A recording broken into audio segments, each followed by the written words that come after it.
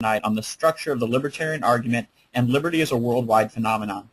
But before we begin, I'd like to take a moment to introduce Students for Liberty and the e-leadership program to anyone who might not be familiar with it. Students for Liberty is a 501c3 nonprofit that's run by students and for students dedicated to the cause of liberty. We were formed over 2 years ago to serve a previously unfilled niche at our universities by connecting liberty-friendly students with other students, faculty, organizations, and resources to help them advance their ideas on campus.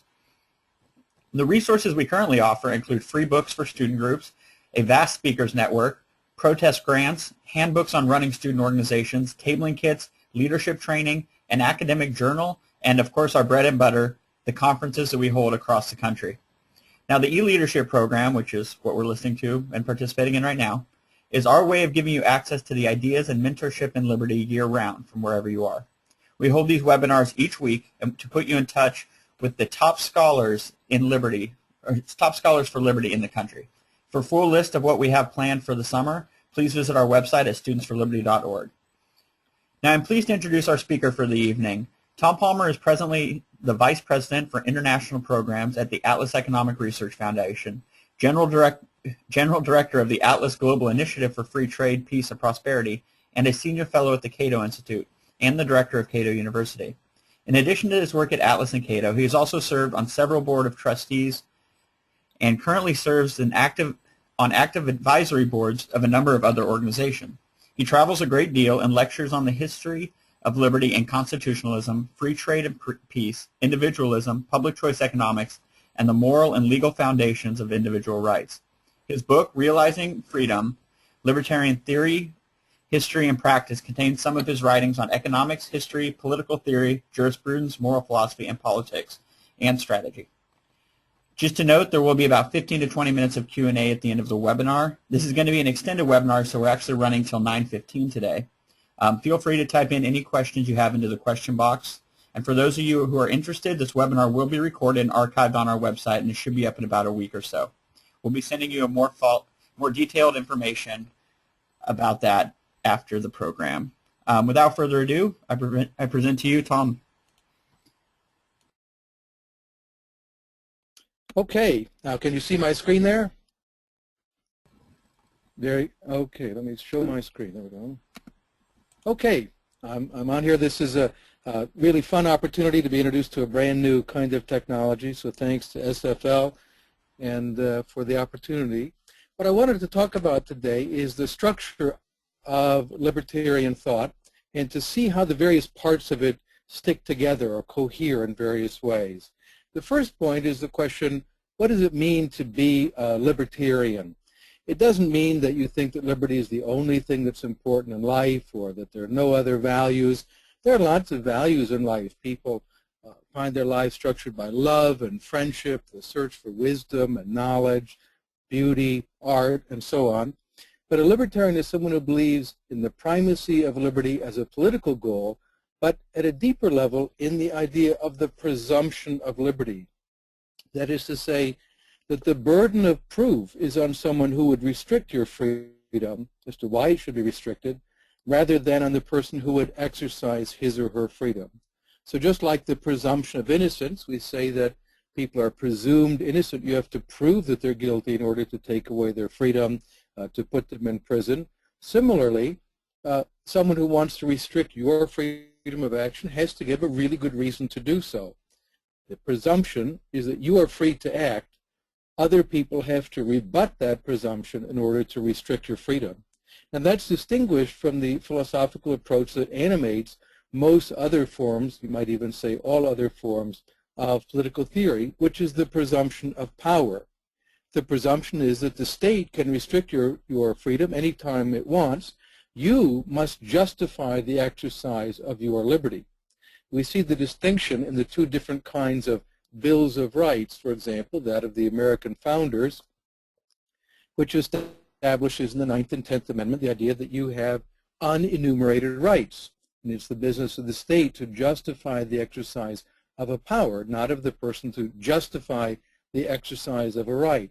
But most other socialist or social democratic bills of rights start out by granting people permissions. They license freedoms. The assumption is that if it isn't the assumption is that the state can restrict anything it wants. You have to prove why you should be free to live your own life as you choose. For libertarians, it's exactly the opposite. The presumption is you have the freedom to make your own decisions unless it can be shown that doing so will harm the equal freedom of others. Now, the various concepts that libertarians use in the explication of their philosophy give meaning to each other. Freedom or rights or property or order or justice are not things in the world that we can point to like mountains or rocks or birds or horses. These are concepts, and they're concepts that complement each other. In other words, we are aware that socialists say, well, we're for rights also, we're for freedom. They mean something very, very different by that. Or take the concept of coercion. A typical socialist will say that if a business offers you more money to come and work for them, they've coerced you, because their definition of coercion is anything that causes you to change your behavior, like offering you more money or offering to do a favor for you is a coercive act. We have to look at these concepts in their relationship to each other. So my goal here is to explicate the logical structure, if you will, of libertarian thought. And I'll start by examining the ideas of John Locke. Locke is a really important figure in the articulation of classical liberal ideas. He contributed in so many different ways, and I really encourage people to sit down with his 2 treatises of government. They're extremely rich books. We'll start with the relationship between law and liberty. You often hear it said by people, they say, law is incompatible with liberty. Laws restrict our freedom. There are too many laws. Well, they have a point, but they're confusing laws with commands. Statists, of course, mix the two up. A law is a command from the state to do this or that. In the libertarian tradition, law is understood very differently as those rules that allow people to cooperate freely, or as Lon Fuller put it, a law is the enterprise of subjecting human conduct to the governance of rules. So law is about rules, not about commands or orders. John Locke put these two in a very nice connection when he pointed out that you can't enjoy freedom if there's no law. A lawless society would be a society without liberty. As he says, liberty is to be free from restraint and violence from others, which cannot be where there is no law. If anybody could do anything that came into their minds, none of us would be free because we would be subject to their arbitrary power. Indeed, liberty is a liberty to dispose in order as one lists, that is to say, as you are inclined or as you desire, your persons, actions, possessions, and your whole property within the allowance of those laws under which one is, and there not to be subject to the arbitrary will of another, but freely to follow one's own. So to live in a free society is to live in a society in which everyone is equally subject to the rule of law. The rule of law is a very important central idea in libertarian thinking. Now let's take a look at the idea, the relationship between property and rights. You frequently hear people say, oh, libertarians follow Locke, they believe in property rights. We believe in human rights. Well, is that fair? It depends on what you mean by property. The way in which John Locke and libertarians have used property is a bit richer than the way it's normally used today. When people say property, they refer to an object, an automobile or a pencil. They say, this is my property. Locke and earlier generations would have said, I have a property in this pencil or in this automobile. Property meant a right. So we can look at some examples of how Locke used this term. Property meant life, liberty, and estate. In contemporary terms, property is shrunk in the English language mainly to mean only estate, which means your stuff, your car, your house, your books, your pencil, and so on. But for Locke, life and liberty were property equally. He talks about lives, liberties, and estates, which I call by the general name of property. And he's very, very clear on this. It's unfortunate that Marxists and others who have read Locke didn't bother to read him carefully. So C.B. Macpherson, for instance, in his very influential book on the theory of possessive individualism, asserts of Locke that he is all about possessing things. He didn't pay attention to the way that Locke, in fact, used this term property to mean your life, and your freedom as well. Let's look at the relationship between rights and order as well. Order can be understood in many different ways. An ordered society might be like the army, where people give orders or commands, but it also might be a society in which people cooperate freely and can anticipate the activities of others, so there isn't chaos but actual order. One of the important issues here is that many people see rights in the social democratic or socialist tradition as contradictory one with another. Your right contradicts my right, and therefore the state is going to sort these things out.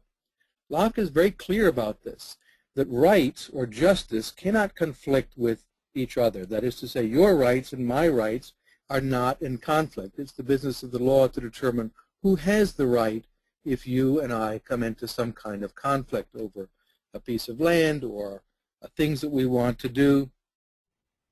It can't be the case we both have the right to do these contradictory things. As he says, if it were the case that the duties of life were at variance with one another, that is to say, if they were in conflict, you would essentially abolish society.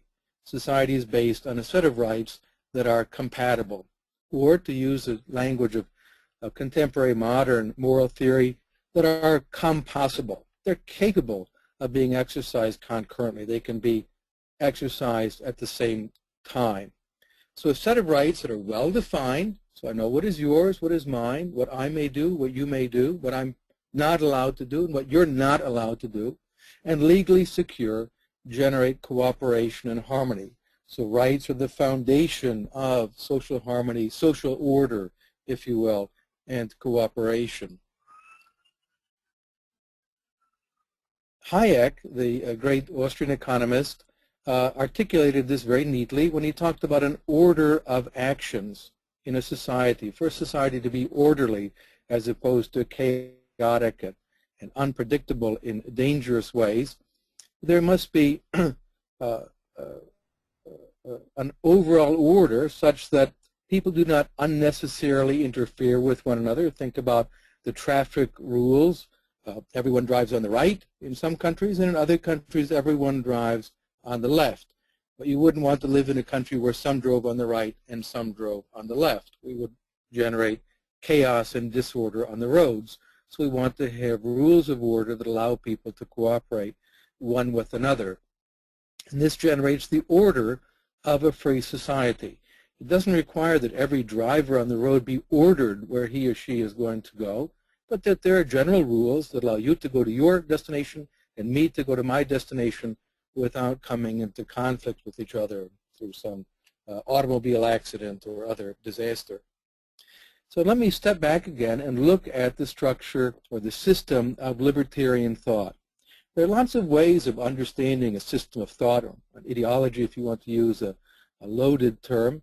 You can understand it historically, as a matter of intellectual history. This writer wrote something, another one responded, and then a third person contributed something. That's certainly one helpful way. You can look at it in terms of social and political history, that ideas, ideologies, concepts emerge as solutions to real concrete problems that people face, problems of social order or violence or other issues where they needed some kind of a solution. I'm going to look at it now conceptually, looking at the relationships among the various concepts that are involved and seeing how they reinforce each other. And there are three fundamental elements that create and support a free society, one based on voluntary social coordination and social order through the rule of law. And the first is the idea of individual rights, or as it used to be called, imprescriptible individual rights. That is to say, the idea that your rights weren't granted to you by someone else. They're not a gift from the state. They didn't come from President Bush or President Obama or some emperor. There's something you have in virtue of being a human being, whether they're God-given natural rights or whether they are features of the human condition attended upon our being rational creatures. Philosophers have argued about this for a long time.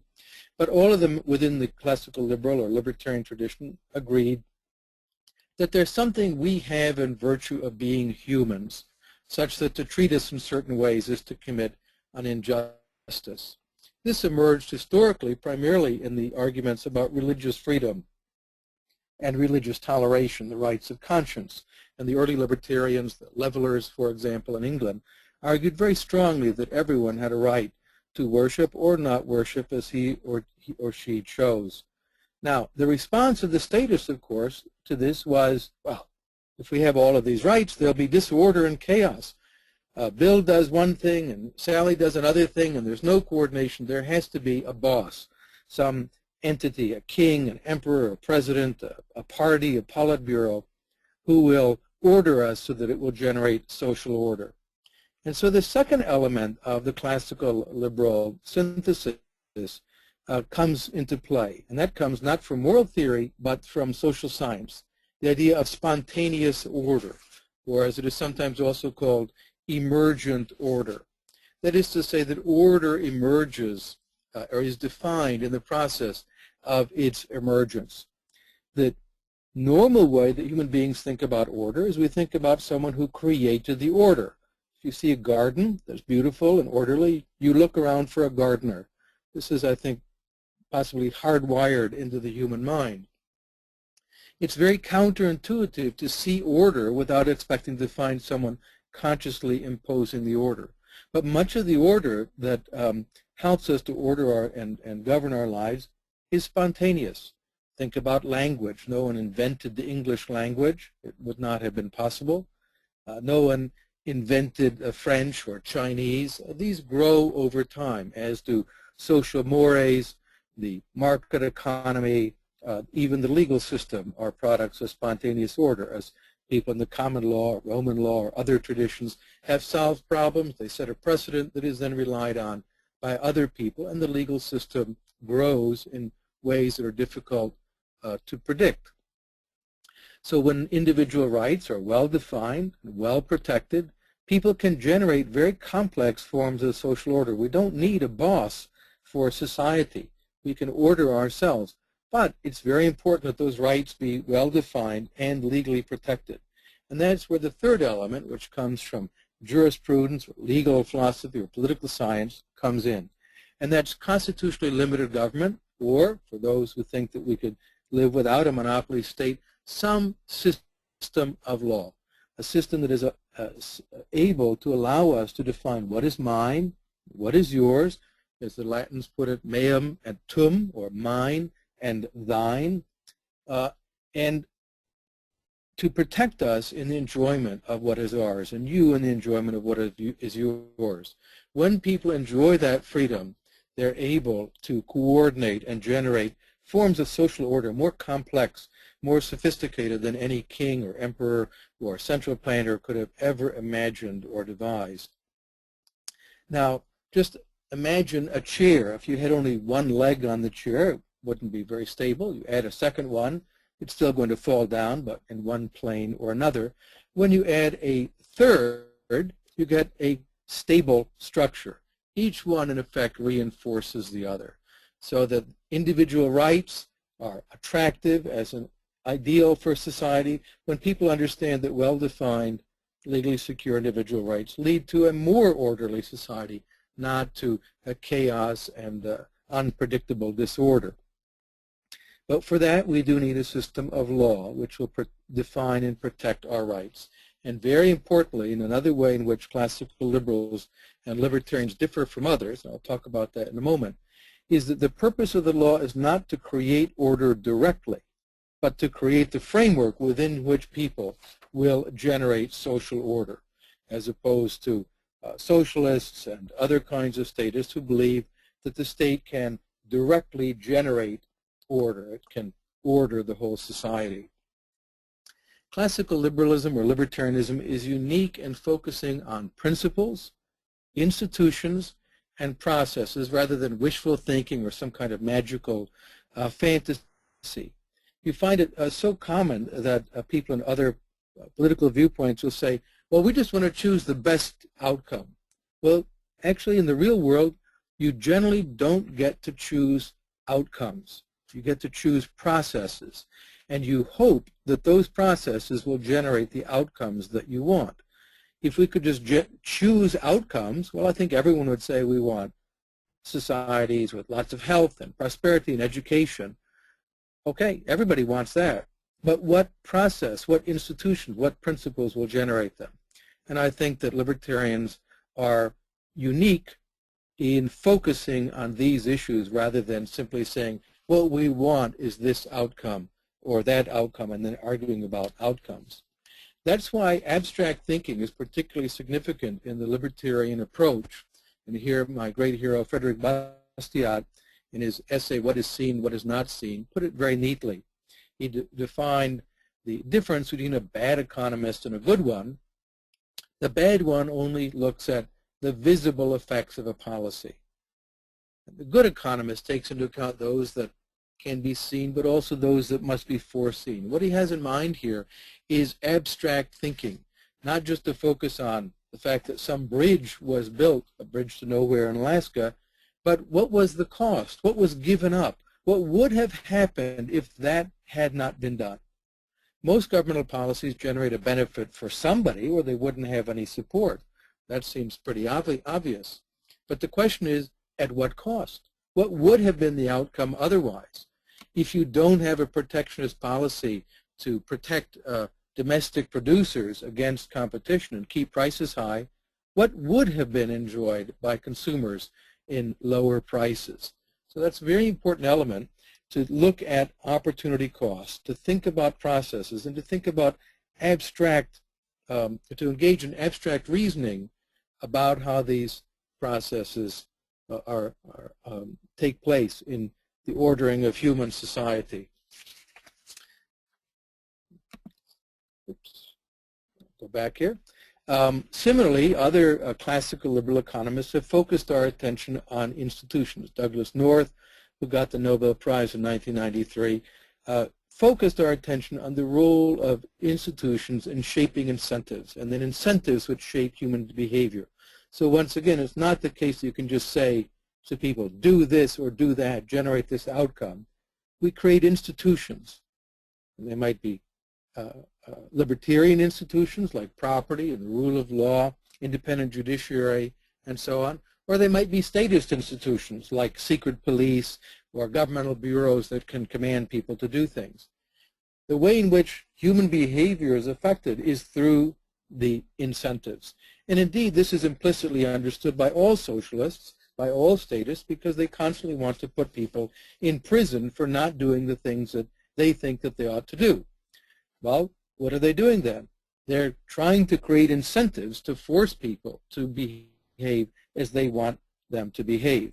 Libertarians just have a much more nuanced understanding of incentives. There's not merely being beaten up or shot or put in prison, all these negative incentives that the state focuses on, but also many positive incentives, like in the economy, the profit motive, for example. And in social life also, institutions like the desire to be accepted by your peers, to be perceived as a polite and gentle and nice person. There are lots and lots of ways of ordering social life and generating good behavior and good outcomes that don't rely merely on coercion and violence.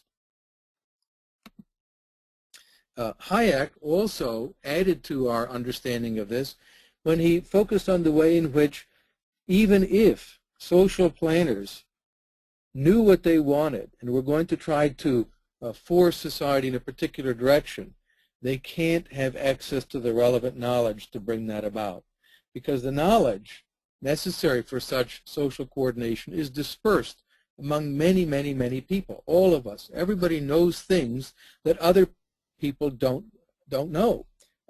Every single person listening to this webinar knows all sorts of things of which I'm completely ignorant. And what we need to do in order to bring about social harmony and cooperation is to induce people to reveal this information, to put it to the service of other people. To do that, we need some institutional means of transmitting the knowledge and coordinating behavior, and property in the market system do that very, very well. Prices, for example, induce people to reveal information much better than the secret police or various government bureaus and so on, forcing people to reveal information to the central planning authorities. Now let's look very quickly then at property, because it is an essentially important notion in the understanding of the market economy. Property rights create incentives for cooperation, wealth creation, social development, environmental conservation, and so on. But there are three fundamental characteristics that they need. We call them the 3 Ds in property rights economics. The first one, definable. It has to be able to say what is yours and what is mine clearly, so that we can avoid conflicts. Defendable. They should be secured through access to a legal system of some sort, and not merely open free-for-alls in which anyone could take anything that they wanted. And they must be divestible. It's unfortunate. Divestible is a kind of ugly English word. It means transferable. But as all of you are aware, then we would have DDT, and that's illegal. So we have DDD, divestible. That is to say that rights should be transferable from one person to another at relatively low cost. All around the planet, governments fail in doing this, and you find poor societies, societies characterized by a great deal of poverty, experience governmental failure. The government legal system does not define rights, so people are constantly fighting over who gets to use what piece of land or what farm or field. They don't defend your rights, so you have to rely on your own wits or physical force. And the legal system is so corrupt, so unwieldy, that it does not allow people to transfer rights at relatively low cost. Now, in order to have wealth production in a free society, we need to have several important features. We need to have property and free prices. Net wealth production, that is to say wealth that is in excess of the cost to produce it, requires prices to guide producers and consumers. This is the great contribution of the economists Ludwig von Mises, F.A. Hayek, and others who participated in the so-called socialist calculation debate about whether socialism would be able to generate an efficient allocation of resources. And they said it can't. You need to have prices to guide people in making their decisions. Without prices, production activities are effectively blind, and in order to get prices, you have to have property, because that's how prices are generated, as people exchange their property for other property held by other people. Now, there's something that should be brought up in this context to make these points much more stark, much more clear, and that is how different our lives are from the lives of previous generations.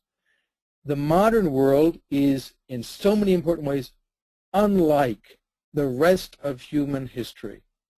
Many people find this shocking. I think there's a natural feature of the human mind to think that things are getting worse, it was better in the past, it was easier for your parents, and easier for your parents' parents, and so on. In general, this is not true.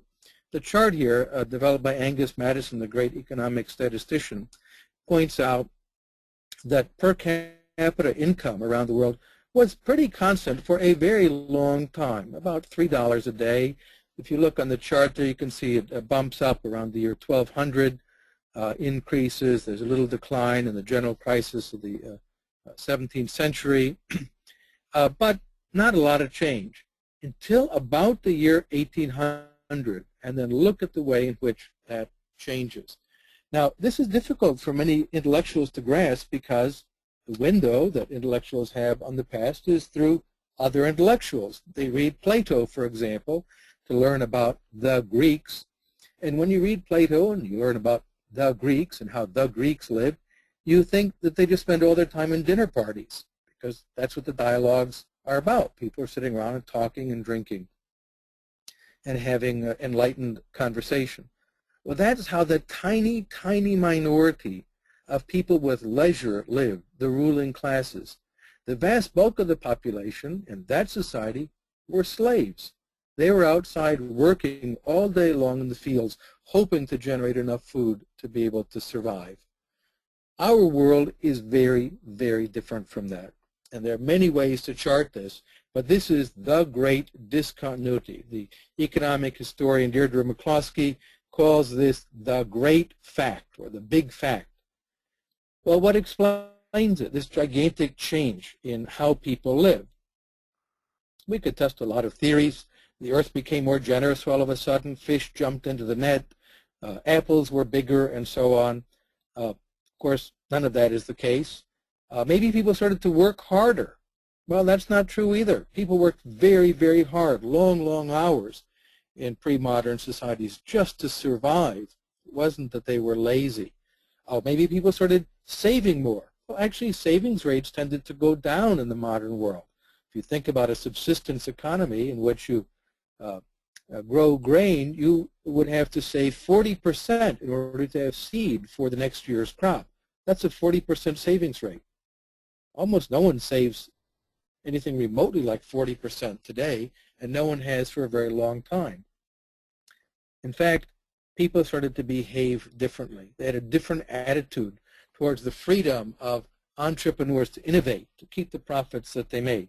And for the first time in human history, we had what Joseph Schumpeter called a business-respecting civilization, in which the creation of wealth was honored and respected, the freedom to innovate was respected, and the profits that people earned honestly were also respected and considered to be theirs and properly earned. I want to review very quickly the impact around the world, the differential impact that we can see of economic freedom using data from the Economic Freedom of the World report prepared by the Fraser Institute of Canada.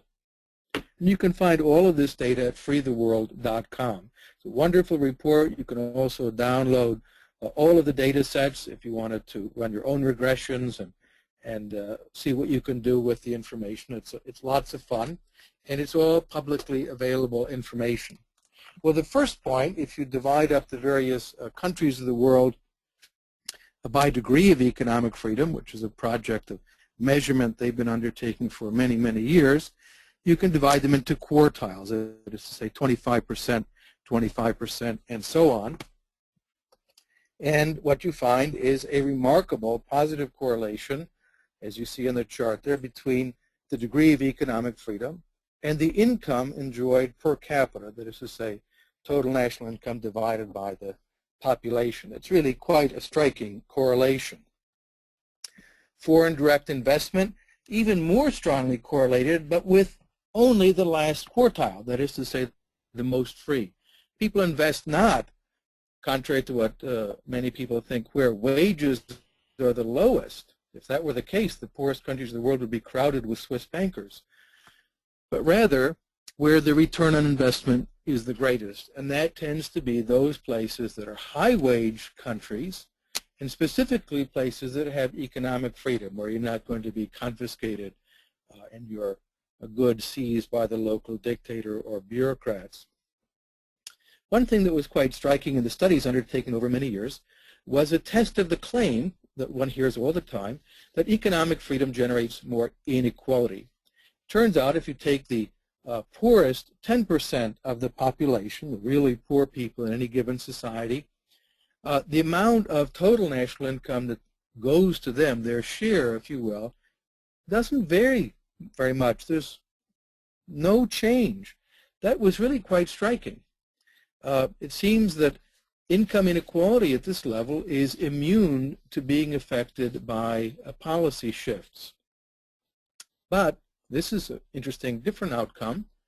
The absolute amount of income that you earn if you're a poor person, and that lowest 10%, varies enormously by the degree of economic freedom. Put bluntly, it's much, much better to be a poor person in the United Kingdom or in France or in US or Canada or Japan than in Burkina Faso or Mali. Life is a lot better for that poorest group in the countries that have more economic freedom. Their income is a gigantic multiple of those in less free countries. Life expectancy is also strongly and robustly correlated with economic freedom. And you might think, well, you see some numbers, 59, 79. Think of it in more concrete terms. It's 20 years of life is the gift of economic freedom. The ability to live longer, the ability to see your grandchildren grow up and possibly be introduced to your great-grandchildren. It's a fantastic gift made possible by the market economy. Corruption, is inversely correlated with economic freedom. This is a very complex story. It deserves a lot more study, and perhaps some of the people on this webinar would like to tackle this issue of understanding the sociology and economics of corruption. One fairly intuitively clear way to understand it is that economic freedom means bureaucrats have less ability to extract resources from us. We don't have to go and ask them for permission. We have the presumption of freedom rather than the presumption of power. And consequently, every time you go and ask for a license or a permission, in many countries, you will find a handout expecting to be greased. If you want to get rid of corruption, reduce the occasions for them to ask for money or to shake people down. But again, this is a complex topic that deserves further study. Economic freedom and political and civil liberties are also very robustly correlated. That's really quite striking also. Again, it's a complex story, and it deserves a lot more careful study. There are unusual outliers, such as Singapore, which does very well on economic freedom, but not very well on political and civil rights. It's not a police state or a totalitarian dictatorship by any means, but it's not a especially free society. It's also rather unusual. It's a very small country. One might consider it a giant shopping mall with its own army. There are also complex matters of understanding the relationship of wealth and the desire for political freedom as well. When we saw countries such as South Korea or Taiwan, as they became wealthier, people began to demand a say in the management of the government's affairs and reject the authoritarian rule to which they've been subjected. Over time, we see a very, very strong convergence between these different kinds of liberty, which are mutually reinforcing. So what we want is not merely good intentions. We assume that all of the non-libertarians out there, okay, almost all of them, have good intentions. They want a good society. They don't like poverty. They don't want oppression. The question is, what institutions will generate the outcomes that they desire? And that's where we have something very important to say. We want to focus on incentives and institutions. This is Hayek's very important message in The Road to Serfdom, which we should remember was dedicated to socialists of all parties. He did not say that socialists were evil or wicked or bad or malicious people. He said that they were intellectually mistaken, and he changed many, many minds in the process. A slide that I like to show in lectures, I think some of you will grasp what that is pretty quickly. Of course, it's the Korean Peninsula as seen at night with a camera at a great distance, either an immensely tall ladder or a satellite. And you see the distinction there. It's a lovely test of different theories of economic growth or poverty. It's commonly said that a country that's suffered war or imperialism or genocide, well, they can never catch up. They'll never become wealthy. Well, Korea suffered some terrible wars in the last century, unbelievable devastation, authentic attempts at genocide by the Japanese Empire against the Korean nation, the Korean language. You've heard about the cases of the Korean comfort women who were raped by Japanese troops. So what accounts for the difference between North and South? They're all Koreans. They all suffered these horrible cataclysms. But one is wealthy and free, and the other is impoverished and subject to an unbelievable degree of slavery. So what we want are institutions that will give us the incentives to create light, not merely the light that we see in the map, but also the light of human reason, of human dignity, and of human rights. Now, it's very important to me, and it's an important part of my life, that libertarianism is a worldwide movement. And very significantly, I quite often clash in a friendly way with conservatives who will begin talking about the defense of Western ideas or Western values.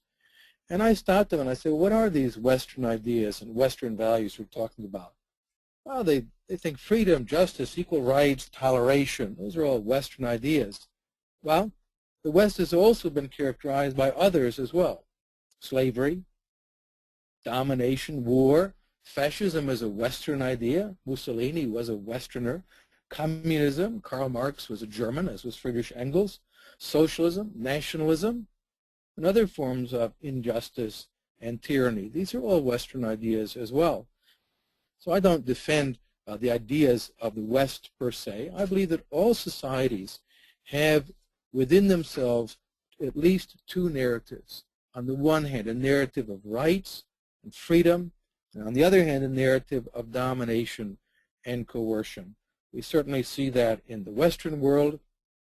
Think about Europe, for example, was a place that brought about the ideas of the Enlightenment, of Voltaire, of freedom of speech and religion, but also brought about Mussolini, Marx, Lenin, Hitler, and others who represented the total negation of those values. So if you're going to articulate Western values, which Western values? My friends in China very quickly point out that Karl Marx was not Chinese, that no Chinese person had been quite crazy enough to come up with such an absurd idea as communism. That was imported from Europe and should not be identified as somehow an Asian idea. Indeed, the very first written word for liberty is not a Western word, amaji. It comes from a tablet from the ancient city of Lagash, which is Tello in contemporary Iraq. And there's an image there from the British Museum, the lower image of this idea of liberty. And I actually spent time at the Department of Sumerology in Budapest with some of the scholars there before I had the emoji tattooed on my arm. I wanted to be really sure I understood it correctly. And they said, yes, it's quite clear. It means liberty as we would understand it in the modern world, individual freedom. Now, the fight for liberty takes me around the world. It's a great honor and a privilege to be a part of this movement for liberty, and I get to meet all kinds of wonderful people. Some of the images here, this is Peking University last year, a University of Herat in Afghanistan a couple months ago. This is in the Hindu Kush in Afghanistan, with Libertarians, University of Sofia in Bulgaria, Łódź University in Poland a few weeks ago. This is in Jakarta, Indonesia, at the university there, at a Libertarian conference in Bucharest, Romania.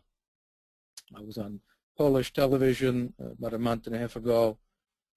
This was in Nepal and Kathmandu at a Libertarian event. This is Warsaw School of Economics. This was some of our Libertarian buddies from Nepal. That was in North Korea, where I was in November.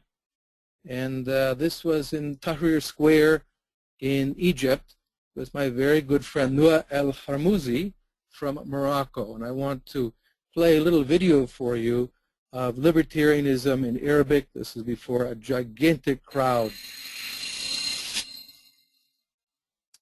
that was in Tahrir Square. I'm the cameraman, so you can tell the incredible camera technique and so on as I was holding it standing in front of the platform.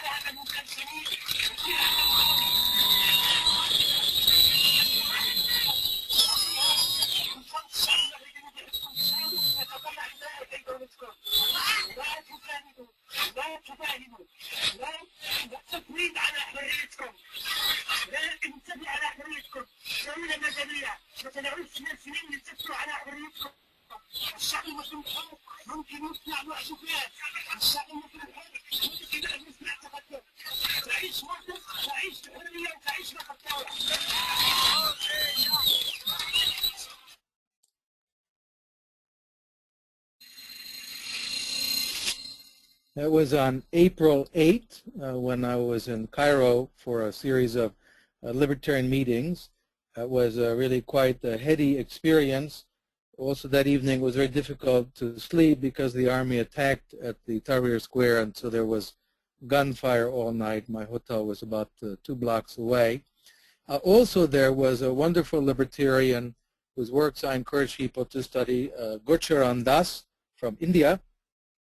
Gurcharan's a very interesting person. You'll see a bit of his presentation also.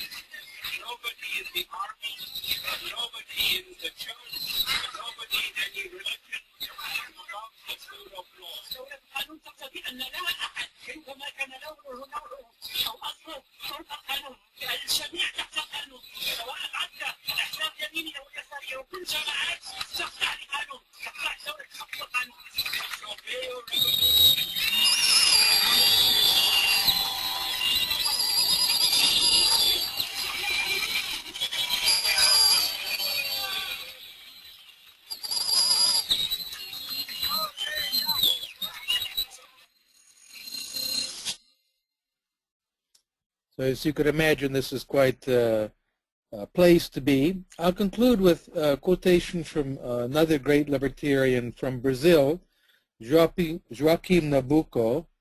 I came across this when I was in Brazil with our Brazilian libertarian colleagues a couple of years ago. He dedicated his life to the elimination of slavery, a horrible scourge. Brazil was the last country to eliminate slavery in the Western Hemisphere, and this man dedicated his life to bringing this about. And he pointed out to be a libertarian, to be a true liberal, is not just to care about your own freedom, but the freedom of other people. As he said, love for the freedom of others. For only in this way will your own freedom not be a gratuitous gift from fate. You'll be aware of its worth, and you'll have the courage to defend it. So freedom is a life project, and I'm going to make a little request of you. As you go through life, you'll acquire many, many different commitments and projects. You'll have love, maybe family, career, artistic passions, all the different things that make up a good life. But among all those many commitments, I would like to encourage you to keep a place for one that will be the companion for a lifetime, and that is the commitment to the principles and the pursuit of liberty. Thank you very much, and I hope we'll have an opportunity for a fruitful conversation. Over to you, Clark. All right, thank you, Tom, very much. Our first question is from Evan Smith. 1 second, I'm going to unmute Evan.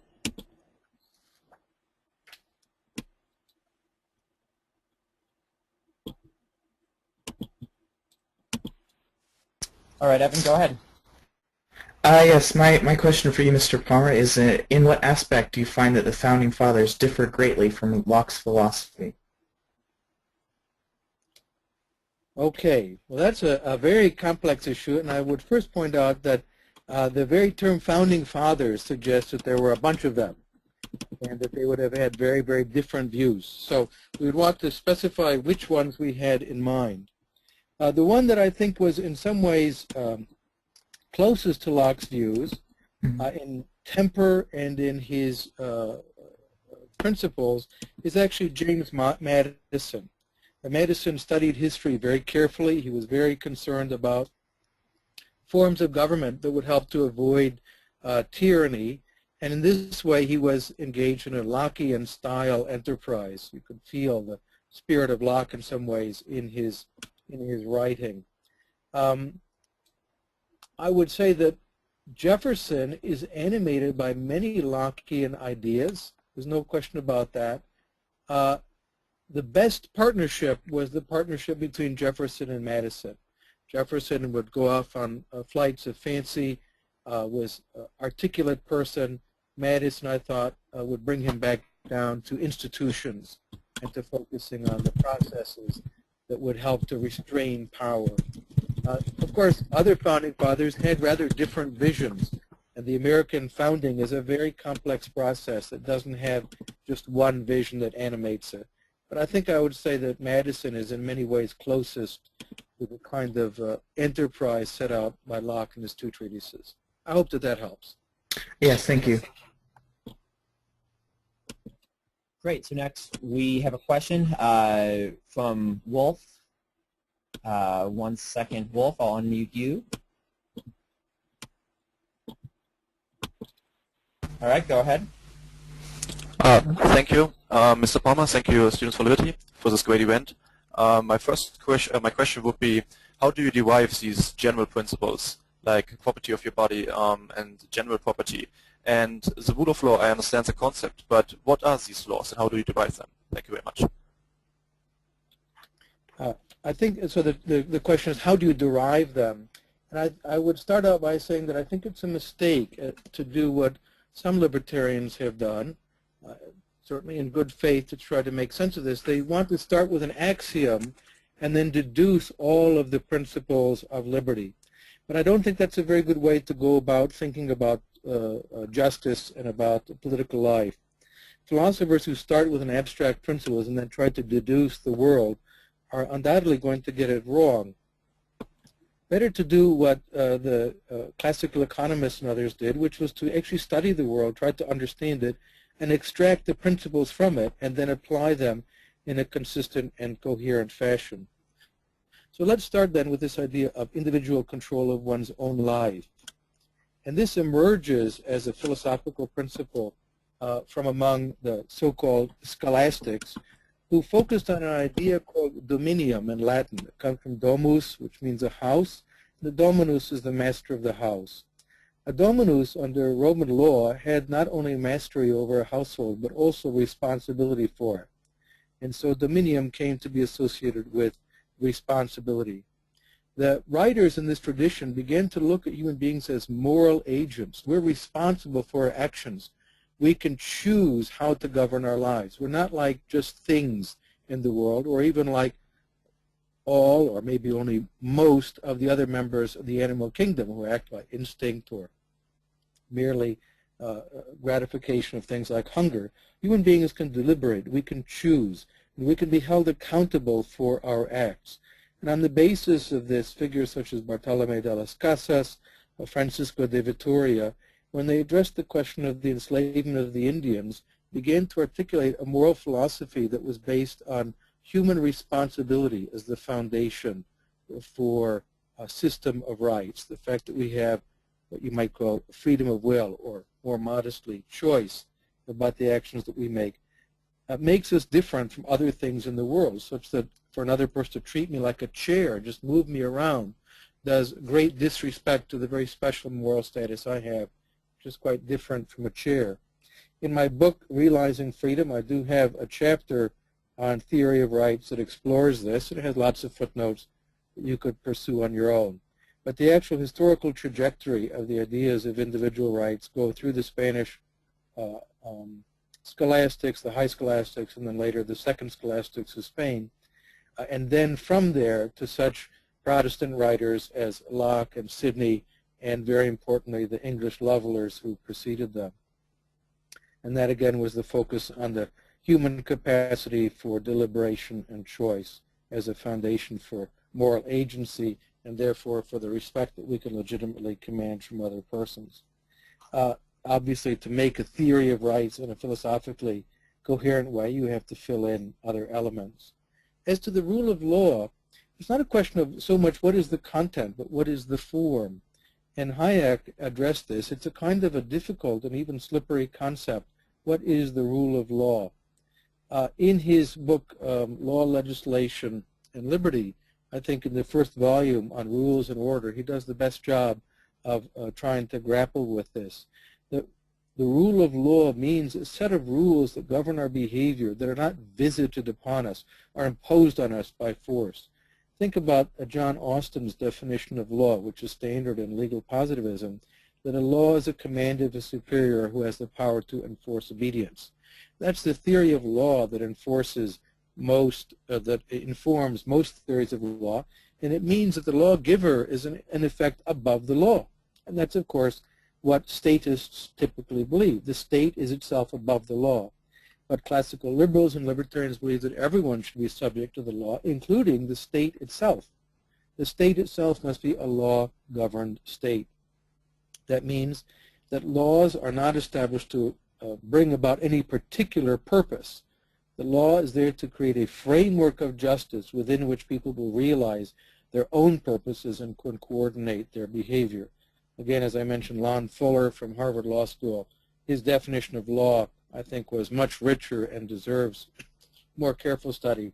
The enterprise of subjecting human conduct to the governance of rules. And by that he has in mind general rules applicable to all. So that's one test of whether something is a part of the rule of law. Is it a general rule applicable to all persons, or is it a particular enactment in order to benefit this group or that group, or to pursue one particular end in preference to another? Thank you, Mr. Palmer. My pleasure. All right, great, thank you. The next question is from Kevin Duell. 1 second, Kevin.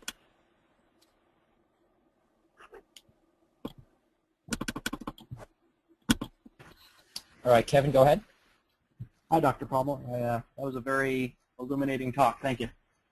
Thank so my you. question is whether you've read the book by Deidre McCloskey. It's a new book entitled Bourgeois Dignity, where she argues that the growth rates that we're seeing during the Industrial Revolution and up until today were less a product of markets themselves, but rather the way in which people saw markets, and furthermore about the liberal ethic, or the way in the ethic in which people came to the markets.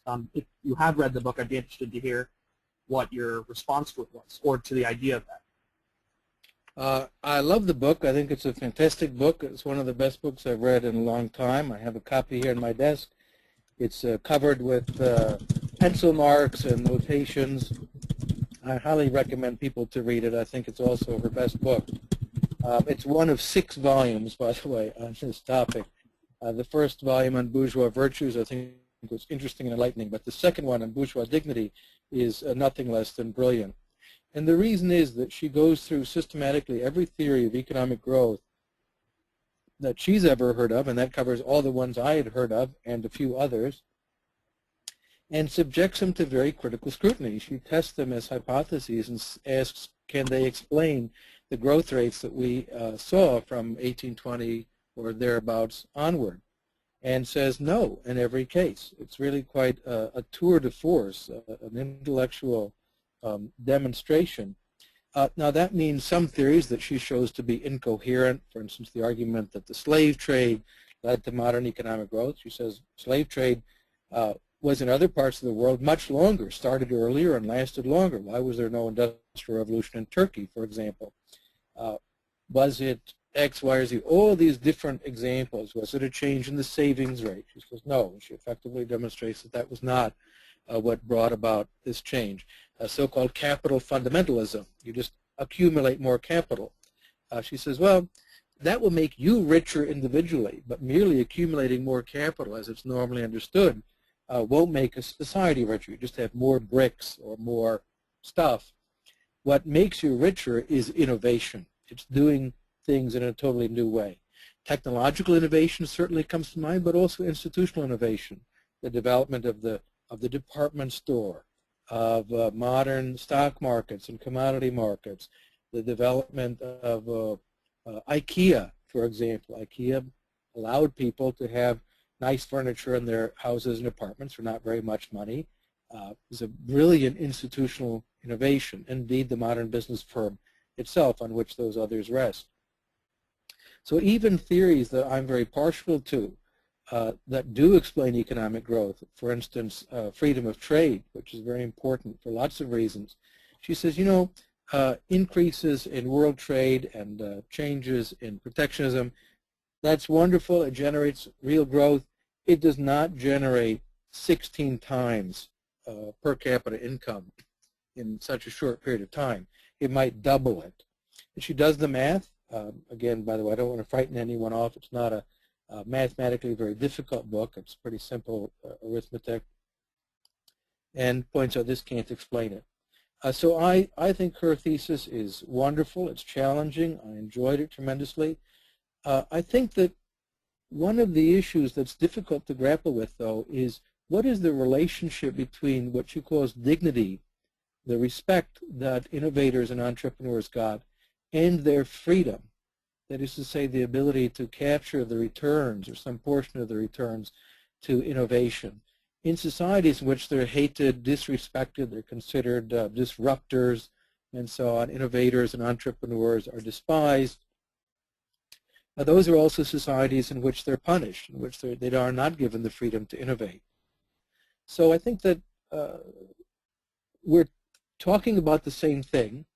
I'm focusing on the freedom aspect, and she's talking about the social change that made possible that freedom and that reinforced the ability of persons to be free to innovate. So I love the book. I really recommend it. And if anyone wants to have their mind stretched, opened, pulled this way and that by reason and by evidence, Deirdre McCloskey's book is a great book. And so I recommend it very highly. Thank you very much.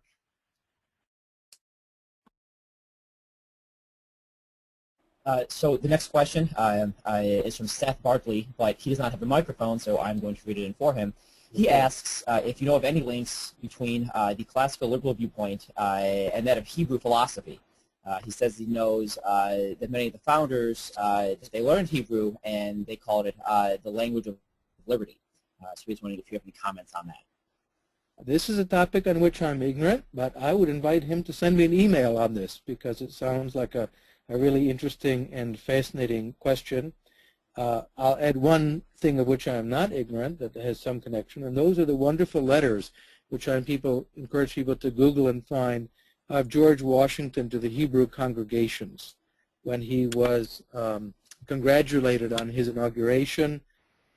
And he wrote back, and they're beautiful letters in which he said, this is a country of freedom, and in effect says, don't thank me for your acceptance and for the toleration. We are equally citizens of a free society. So they're really wonderful letters. So George Washington, you can Google letters, Washington letters to the Hebrew congregations. But I encourage him to send me an email on this topic that he raised, because it sounds like a lot of fun. Great, thank you. Next question is from Tom Van Antwerp. Tom, you're unmuted. Go ahead. Hi, Dr. Palmer. It was a pleasure listening to your talk this evening. I wanted to ask you if you could point me towards resources that talk more about the global history of the struggle for liberty. I've read Radicals for Capitalism by Brian Doherty. It was a really great book. I really enjoyed seeing the history of libertarianism's development in the U.S., but I don't know much about it abroad. And like you were saying, it is a global issue, so I was hoping you could maybe point me in the right direction to learn more about it. Well, that book needs to be written, so I would encourage you to start the process right away. There are many books on the global struggle for liberty in the 18th and 19th and very early 20th centuries. And you can find books on the history of liberalism. I have some of them listed in the bibliography that's in my book, Realizing Freedom, and also it's in David Bose's Libertarian Reader. So that's actually quite well studied, and the relations between French and German and Scottish and English and Italian and other liberals is well known. Bastiat, whom I mentioned earlier, his books came out pretty early on in translation in Russian and in German and other languages. He had a huge impact. The Serbian liberals who came back from Paris were highly influenced by him, and so the Balkans had a strong libertarian movement in the mid to late 19th century. So that's fairly well known, and there's a lot of literature you can find on history of liberalism. It wouldn't be called libertarianism. There is some history that's been written on the Mont Pelerin Society, which was established after the Second World War by a small group of classical liberal libertarian thinkers. Those are very intellectual treatments. That is to say, they're about people like Karl Popper and Milton Friedman and Friedrich Hayek and others, people writing at a very, very high level. So they're not really histories of politics. I think that this is something that we are witnessing right now, and you're part of it, which is the development of an actual worldwide global movement for freedom. We had that in the 18th and 19th centuries, and then it was shattered. It was broken apart, and we are now rebuilding a worldwide movement for liberty that involves people from every continent, from every religion, from every region, language. Let me just run on the screen here some websites I pulled up. This is Arabic here. This is a Persian website about libertarianism, a Chinese, Bahasa, which is spoken in Indonesia and Malaysia, French, Portuguese, the Spanish, Cato Institute, Vietnamese. This is Urdu, spoken in Pakistan. Here's Hindi, spoken in India. Azerbaijani, spoken in Azerbaijan and Iran. Russian, in liberty.ru. There's a very robust Russian libertarian movement now. Let me look at some of this. Turkish, the Association for Liberal Thinking. In Turkey, Italian, Istituto Borleone. In Georgian, in the Republic of Georgia, so they have quite a remarkable, unique script.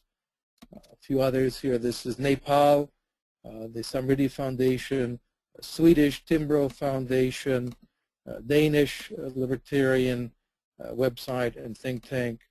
Some more African friends. This is John Stuart Mill's On Liberty, translated into Kiswahili. So there really is a remarkable movement for liberty around the planet. And I'd like to challenge you to begin writing chapters of the history of it. Over to you, Clark. Great, thank you. So the next question is from Victoria Henderson, and she does not have a mic, but I'm going to read it in. She asked what your reading of the state of liberty is currently down in Latin America, a region that has historically been regarded as a breeding ground for statism and socialism. Well, boy, that's a very interesting question. I think that one of the things that is affecting Latin America, and they've had a rather series of setbacks recently after some real advances, is the control of oil wealth by a populist militarist, which is a former military officer, Hugo Chavez. And he's using huge amounts of money from the nationalized state oil industry to subsidize populistic, very aggressive anti-libertarian, anti-liberal movements all throughout Latin America. This represents today, I think, a very serious threat to liberty in the region. There's another thing that is not homegrown in Latin America, but exported from the United States, and that is the American war on drugs, which has had a devastating impact on the rule of law. Look at Mexico, the numbers of murders that are being suffered by the population there. That whole mess is invented in Washington, D.C., as we have bullied or subsidized Latin American governments to control the drug trade. And in effect, the violence that we saw in this country because of prohibition of alcohol was an utter catastrophe, a social experiment that everyone understood was a mistake.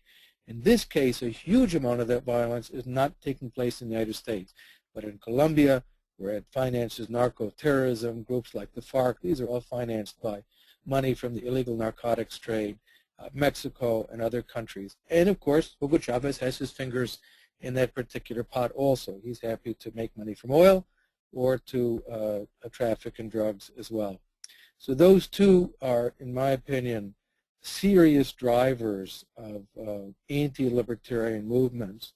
And it is a very real struggle in Latin America for people who want to uphold libertarian ideas. And I have many, many friends across the continent. These are really brave, tough people. I encourage them to continue fighting. Libertarians in the United States could help them very strongly by promoting legalization of narcotics so that their countries would no longer be gigantic battlegrounds between rival drug gangs or terrorist groups that are financed by their control over the illegal drug trade. Back to you. Great, Tom. Thank you. Next question. Yep. Next question from Brad Peterson. Brad, go ahead. Hello, Dr. Palmer. I know that you spoke or debated at a university recently regarding equality as an ideal. Can you speak to the nuances regarding equality outside of equality under the law in libertarian thought? When I speak with people of other political philosophies regarding economic freedom, many cite income disparity and inequality as a main sticking point. I understand that absolute wealth is greater in economically free societies, but the difference in relative wealth is what makes them skeptical. What would you say in response? Well, that's a very interesting point. If you're going to have a discussion on a kind of a statistical basis, I recommend reading a book by Olaf Gersemann, G-E-R-S-E-M-A-N-N, which I helped to translate into English and publish some years ago, called Cowboy Capitalism. And he looked at such things as Gini coefficients between different European social democratic states and the United States, which had somewhat a little bit more free market policies at the time. I would not say that is true anymore, but at the time. One of the things that he pointed out was if you wanted to eliminate the statistical measure of inequality between some European countries and the U.S., have the U.S. adopt European immigration policies. That actually accounts for the bulk of it. It's not the case we have some sort of super rich people here and the rest of us are all poor, but in the United States, huge numbers of extremely poor people who have nothing but their skills are admitted into the country, much larger numbers than into other countries. And as a consequence, it's a statistical artifact that this shows up greater income inequality. But within 10 years, the immigrants are earning the median income for Native Americans. It's just there's immigration is such a large factor in the United States. So as he points out, he says, you know, you could eliminate that statistical measure of income disparity between these various countries by keeping the immigrants out, make sure that they stay in the poor countries from which they came. But is that really helping those poor people? No, obviously not. The reason why they have less income inequality in various European countries is they don't let in very many immigrants. But that isn't a sign of how wonderfully egalitarian it is. It's a sign of how indifferent they are to the well-being of poor people. So these issues need to be parsed out in a more sophisticated way, I suspect, than your friends are offering to, let's put it that way. And that's how I would begin to address that question. What we do find is that you get middle-income societies based on economic freedom. You have very, very much larger middle class societies that usually try to eliminate inequality. Think about various Latin American populist countries, generated a lot more of it because some people turn out to be very, very good at manipulating the state, much better than other people, and use it to their advantage. So most policies that are explicitly aimed at reducing or eliminating inequality, in my opinion, and I think that there is evidence for this, very strong evidence, actually works in the other direction. It entrenches elites who are better able to manipulate the system to their advantage through getting privileges and monopolies and so on and so forth. A system of open free competition leads to what Wilfredo Pareto called a circulation of elites. This is something Joseph Schumpeter pointed out about income inequality. It's like the rooms in a hotel or the seats in a train. There's always someone in them sitting in any particular place, but they're not always the same person day to day or week to week or year to year. And a book I would recommend, it's a little bit out of date right now, it's called Myths of Rich and Poor by Cox and Alm, two economists who looked at income mobility within the United States and found a very high degree of it. So what looks like a static society with a group of people who are stuck in poverty turns out has enormous income mobility among the different quintiles of income earners. So drop me a note if you want some more citations on that, but I think that there's more to the discussion than your friends might suggest. I hope that that's helpful. Yeah, thank you.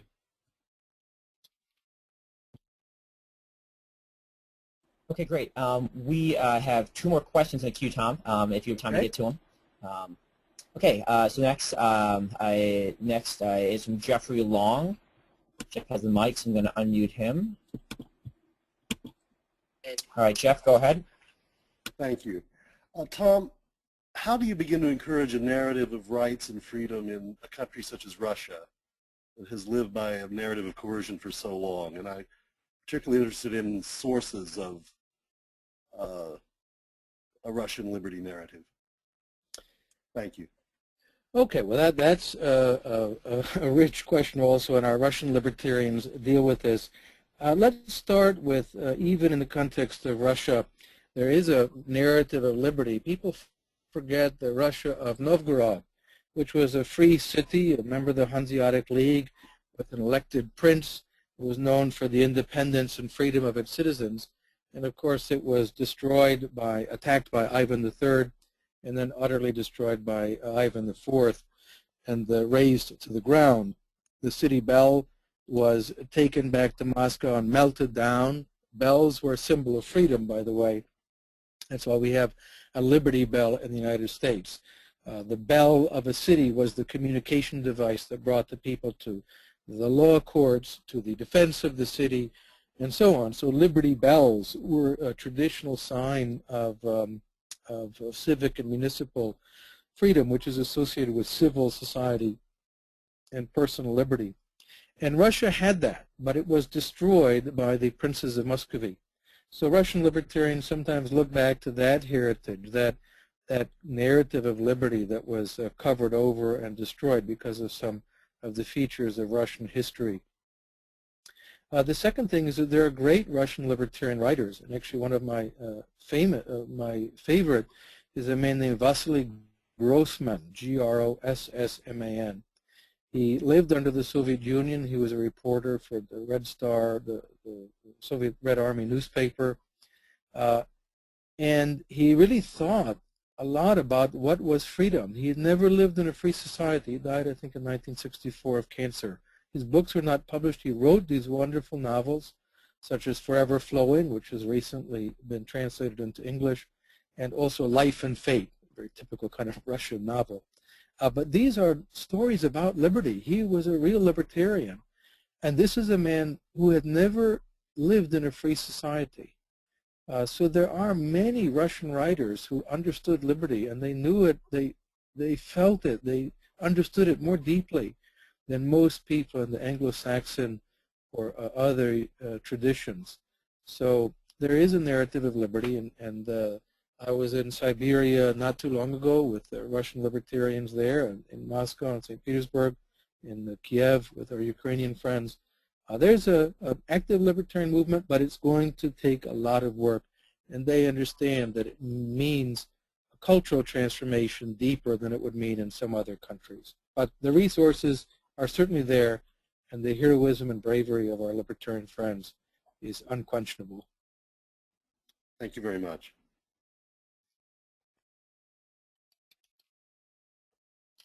Great. Over So one more from Okay. Steve Waskow. Yep. One more. Let's see if I can unmute Steve. Okay, Steve, go ahead. Hi, Tom. How you doing? I'm very well. How are you? Very good. Yeah, one comment, one question. When you were talking about the innovation, and my comment is, I having worked in technology, innovation doesn't happen without capital. And I thought there was some work, and I don't remember where it was published, but I thought there was some work that looked at innovation, measuring patents applied for versus economic freedom. I don't remember where that was, but I thought there was some connection there. There's some work done on that. I just don't remember where it is. That is a really complex set of questions, and one of the reasons it's difficult to use something like patents as a measure of innovation is a lot of people patent as an internal measure of productivity, or they patent in order to protect themselves from someone else getting a patent and then subjecting them to all kinds of terrible litigation. Sure. So patents as such are not a very good direct measure of innovation. There's a lot of literature in industrial economics trying to sort these things out. You are certainly right that capital formation is an important ingredient in innovation, but it isn't sufficient.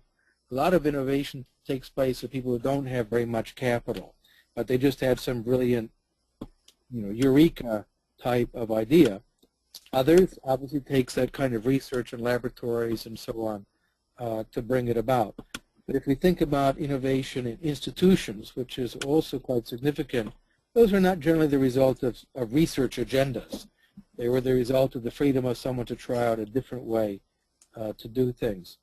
The point that Deirdre McCloskey makes is innovation is the driver of increases in human well-being and living standards. And innovation is not a simple function of capital by any means. There's some connection to it. At the most basic level, a society has to have enough wealth that if someone tries something a little wild and it goes wrong and it wastes 2% of income, you don't starve to death. In other words, society is exactly on the edge of subsistence, tend to not to be very innovative. They're very, very conservative. Right. So you have to have some kind of capital accumulation in effect to be able to afford the inventiveness and the trial and error process, because trial and error also includes error, and error is costly. Yep. But that the normal models that see innovation as a direct functional output of capital investment are not very convincing. There's something else there, and that's why she focuses on a culture that respects innovation, that doesn't discourage it, and that respects the innovator, the scientist, the entrepreneur, the business person, what used to be called captains of industry. And I fear that we're losing some of that cultural capital, if you will. I would agree with you there. And that is a cause for real concern. It's not that there's less capital formation. It's that the innovator is hated and despised, unless they make Apple computers, which are really cool. And then those people like it, but they don't like Bill Gates, because Bill Gates isn't cool. The other question I had, I don't know if you have time for this, but I would like to hear kind of just briefly, I know it's a big subject, but your comments on the what's going on in the Middle East and what's happening in the Arab countries, is this really a freedom movement, or is it replacing one totalitarian regime for a different type of totalitarian regime, or do you really feel this is being driven by a true want of liberty and freedom, and this is what we're going to see come out of this? Well, why don't we conclude with this, because this is a very complicated topic, and I've spent a lot of time with our Arab colleagues trying to sort these things out and understand them better. The spark that went from one country to the other is a common spark, and this was the despair that was experienced by this man who lit himself on fire in Tunisia.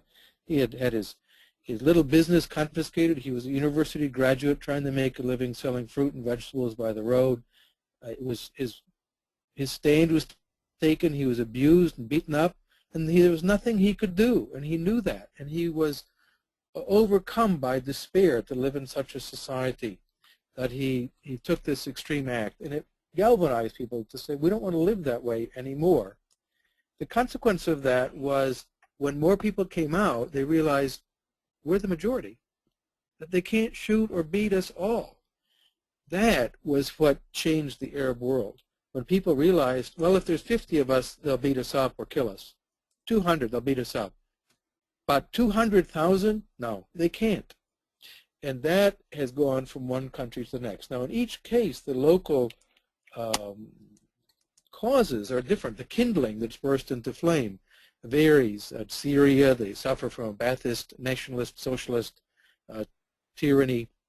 Egypt had this kleptocratic, cronyist military regime. Libya being ruled by a psychotic with billions of dollars, and so on. The one thing that is common, that is an opening for liberty, is that people are beginning to think for themselves. We don't have to just be afraid all the time. Now, in the process, we need to debate for liberty, and our Arab friends who really need our support need to make the case, because there's radical, intolerant Islamists, there's socialists, there's still lots of Marxists in that part of the world, militarists, nationalists, all kinds of anti-libertarian forces, and they're making their case. But this is the moment when Arabs are saying, let's think about this and talk about what we want our societies to be like. So in that regard, it is a kind of libertarian moment. But we will see whether libertarians are successful in taking advantage of that moment, or will we be outmaneuvered by people who believe in violence and coercion and domination and the kind of horrors that Arabs have been subjected to for so long. It's a big question mark. I think it's a libertarian moment, but it does not follow that libertarian ideas will be successful. We need to make the case for them, because you can be very sure the socialists, the militarists, the nationalists, the anti-Semites, the Jew haters, the radical Islamic figures, they're all making their case as well. And our friends who believe in peace and freedom and toleration, they need to be able to make their case forcefully as well. With that, I think we're a little bit over time. I'm really grateful to Students for Liberty for hosting this. It's been a lot of fun. I got to do something new with my Apple computer, and that's personally gratifying. And I do hope all of you will make that life commitment, that among your many commitments, family, career, art, science, liberty will be one of them. Good night. Thank you so much, Tom, and thanks to all of our participants this evening. Just to let you guys know, next week we will have Richard Ebling to deliver a talk on lessons of Soviet socialism for our times. I would encourage you all to log on and listen to that talk as well. Thank you again, and you will be receiving an email with a quick survey to fill out about tonight's webinar. If you can take a couple of minutes to fill it out, it'd be great, so we know how to improve this program for you. Thank you all, and good night.